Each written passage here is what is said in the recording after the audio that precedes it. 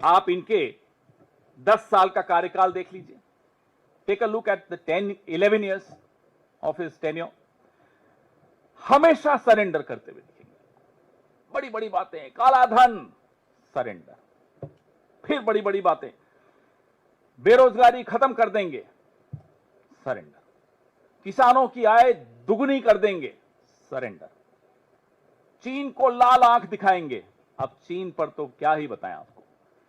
चीन के बारे में तो ये इनकी हालत हो जाती है कि मुंह खुलता नहीं है चीन के लिए, और जब मुंह खुलता है तो क्लीन चिट देते हैं। अभी पिछले हफ्ते चीन पर साहब बोल रहे थे, नाम नहीं लिया चीन का। चीन का नाम लेने में इतना डरते हैं कि अपने ही देश के एक बहुत बड़े भूभाग की बेइज्जती कर देते हैं, क्योंकि एक शब्द नहीं बोल पा रहे चीन।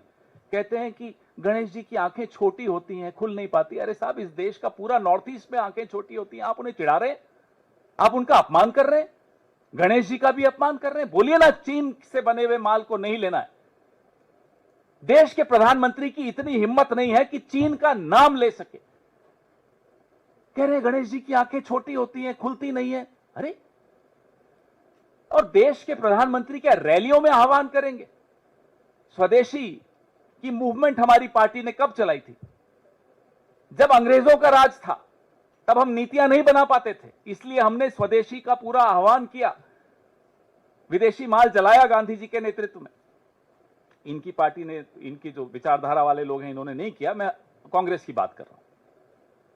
अब तो आप प्रधानमंत्री हैं, अब भी आप आह्वान कर रहे हैं। हिम्मत दिखाइए, नीति बनाइए, सरेंडर मत कीजिए। नरेंद्र बनिए, सरेंडर मत बनिए। नीति बनाइए कि साहब चीन का माल नहीं आएगा हिंदुस्तान में, तब तो हमको समझ में आएगा कि साहब आप में कुछ थोड़ा बहुत गुण है। हाँ, हमें पूरा भरोसा है कि है नहीं, क्योंकि अब तो 11 साल हो गए। बोलते हैं साहब ये नया भारत है, ये नया फलाना है, नया ढीमका है, नया ये है, नया सब कुछ तो नया है। अरे साहब, पुराना भारत वो था जो 7वें बेड़े से नहीं डरा, जिसने पाकिस्तान के 2 टुकड़े किए, जिसने निक्सन को नजरअंदाज किया, जिसको मनाने के लिए फिर निक्सन ने अपने स्पेशल एक दूत को भेजा, जो, क्योंकि इंदिरा जी दिल्ली में नहीं थी, जॉन कॉनेली उस दूत का नाम था, ट्रेजरी सेक्रेटरी था अमेरिका का। इंदिरा जी दिल्ली में नहीं थी तो वो शिमला गया उनसे मिलने, क्योंकि निक्सन रूठे हुए भारत को मनाना चाहता था। ये पुराना भारत था, ये आए हैं नया भारत लेकर।